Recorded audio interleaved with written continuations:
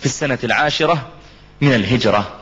خرج مسيلمة الكذاب في اليمامة في نجد من جزيرة العرب، ادعى النبوة وأنه رسول أنزل عليه قرآن، ومن قرآنه أنه كان يقول، يدعي أنه قرآن، كان يقول مسيلمة: والطاحنات طحنا والعاجنات عجنا والخابسات خبزا والثاردات ثردا واللاقمات لقما، ويهدي هذيانا يسميه قرآنا.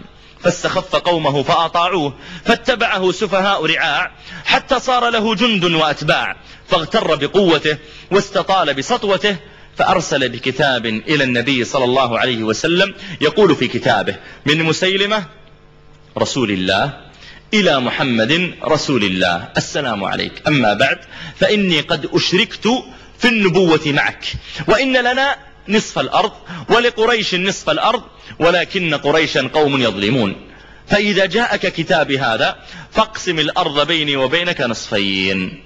فلما قرئ الكتاب على النبي عليه الصلاة والسلام عجب من جرأة مسيلمة على الملك العلام، فكتب إليه: بسم الله الرحمن الرحيم، من محمد رسول الله إلى مسيلمة الكذاب، السلام على من اتبع الهدى، أما بعد فإن الأرض لله يورثها من يشاء من عباده والعاقبة للمتقين. ثم تلفت صلى الله عليه وسلم في أصحابه ينظر فيهم، يلتمس منهم رجلا فطنا جريئا يحمل هذا الكتاب إلى مسيلمة. من يحمله؟ أبو بكر، عمر، عثمان، علي، طلحة، الزبير، قتادة. فابتدر من بينهم حبيب بن زيد، شاب ما أسرته عن خدمة الدين شهوة ولا انشغل عن ربه بلذة، امتلأ قلبه تصديقا وإيمانا، وقطع الليل تسبيحا وقرآنا. أخذ الكتاب من يد النبي الأواب، ثم مضى به من ساعته من المدينة إلى اليمامة، فسار أكثر من 1000 كيل حتى وصل إلى مسيلمة. دخل حبيب على مسيلمة الكذاب فناوله الكتاب، نظر مسيلمة في الكتاب فغضب وأزبد وأرعد، ثم جمع قومه حوله وأوقف حبيب بن زيد بين يديه وسأله: ممن هذا الكتاب؟ قال حبيب: هو من رسول الله صلى الله عليه وسلم. قال مسيلمة: أتشهد أن محمد رسول الله؟ قال حبيب: نعم أشهد أن محمد رسول الله. قال مسيلمة: وتشهد أني رسول الله؟ فنظر إليه حبيب مستهزئا ثم قال: إن في أذني صمما فلا أسمع ما تقول. يعني أنت يا مسيلمة أقل وأحقر من أن يسمع كلامك أصلا. مسيلمة غبي ظن أن فعلا ما سمع الكلام، أعاد عليه. قال: أتشهد أن محمد رسول الله؟ قال: نعم أشهد أن محمد رسول الله. قال: طيب وتشهد أني رسول الله؟ قال: إني لا أسمع شيئا.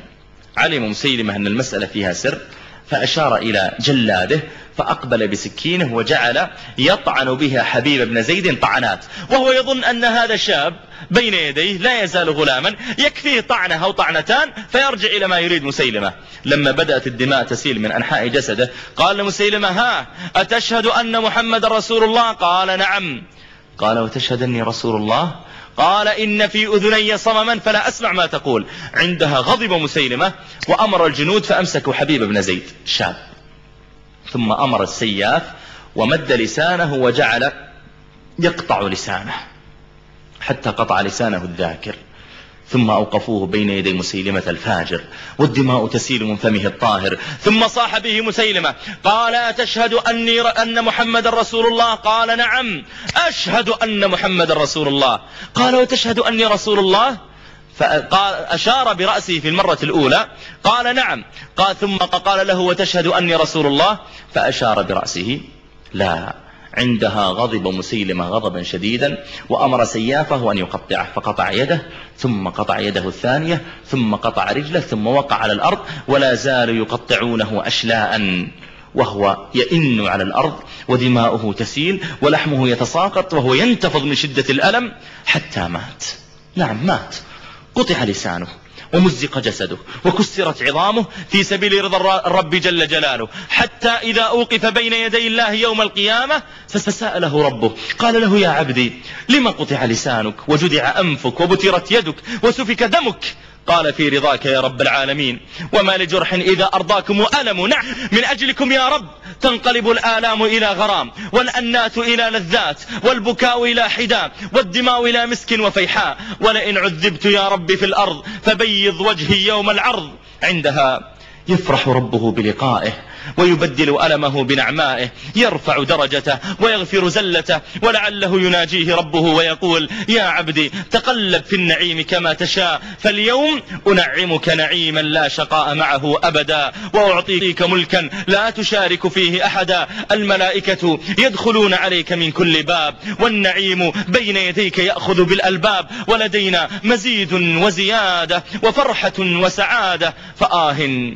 ما أحسن والله أيها الإخوة والأخوات تلك المحاضرة، ما أحسنها عندما يسمعها من ربه جل جلاله، من ملك الدنيا والآخرة. إن أصحاب الجنة اليوم في شغل فاكهون، هم وأزواجهم في ظلال على الأرائك متكئون، لهم فيها فاكهة ولهم ما يدعون، سلام قولا من رب رحيم.